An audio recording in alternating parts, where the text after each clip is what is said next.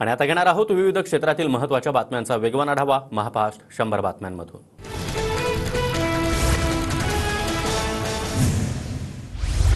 उद्धव ठाकरे यांचा जनाधार संपलेला आहे। मराठी हिंदू मतं सोबत नसल्याने त्यांच्या रॅलीमध्ये आता हिरवे झेंडे नाचतात। दादरमधील बैठकीतून फडणवीसांचा उद्धव ठाकरेंवर निशाणा। 60 वर्षांमध्ये कुठलाही राजकीय पक्ष सलग 3 वेळा जिंकलेला नाही।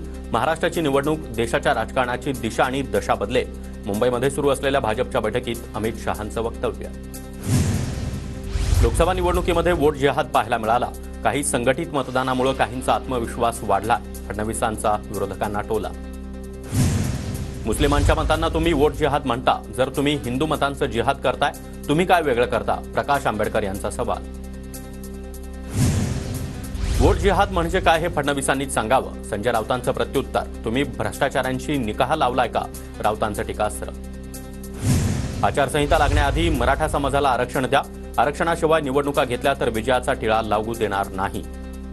जरांगे यांचा इशारा। संभाजीराजे भोसलेंनी माझ्या अंगावर मारेकरी घातले। भ्याड हल्ला करायला लावणारा राजा कसा असू शकतो? हाके यांचा संभाजीराजेंवर आरोप।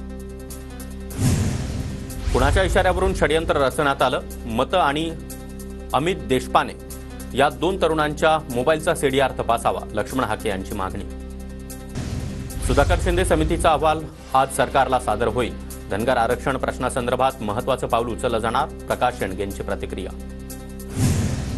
लक्ष्मण हाकेंनी मद्य घेतलं नव्हतं। वैद्यकीय चाचणीनंतर निष्कर्ष निघाल्याची सूत्रांची माहिती।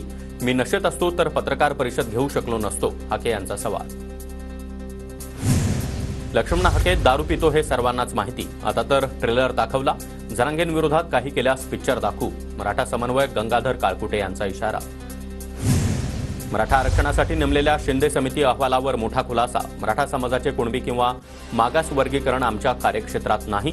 निजाम दस्तऐवजामध्ये वैयक्तिक नोंदींऐवजी जात तपशिलाच्या नोंदी मिळाल्याची माहिती। नायर रुग्णालय प्रकरणामध्ये मुख्यमंत्री एकनाथ शिंदे यांची एंट्री। मुख्यमंत्र्यांच्या आदेशानंतर नायर रुग्णालयाच्या डीनची बदली। कामाच्या ठिकाणी लैंगिक छळ। MBBS विद्यार्थ्यांची तक्रार। लैंगिक छळ प्रतिबंधक समितीच्या चौकशीमध्ये तथ्य आढळल्याची माहिती। फक्त बदली करून काहीही उपयोग होणार नाही। डीनच्या बदलीनंतर संदीप देशपांडे यांची प्रतिक्रिया। महिला वरिष्ठ अधिकाऱ्याकडून आरोपांची निष्पक्षपातीपणे चौकशी होणं आवश्यक असल्याचं देशपांडे यांची मागणी।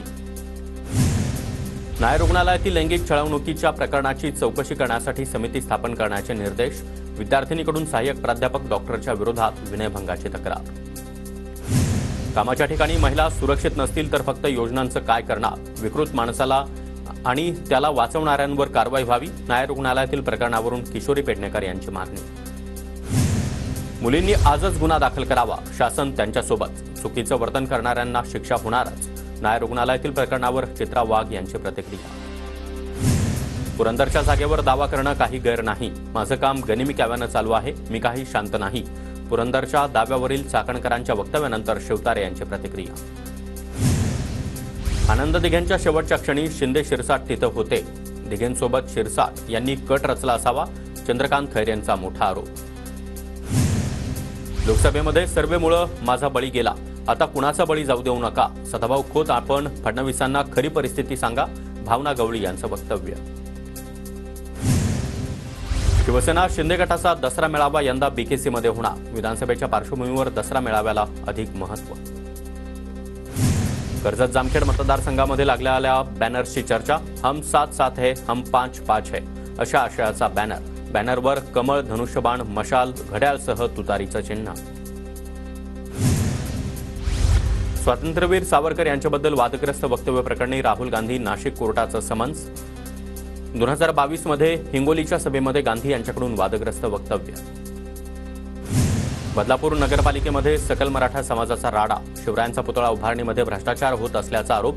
अधिकाऱ्यांच्या दालनामध्ये खोट्या नोटा फेकल्या।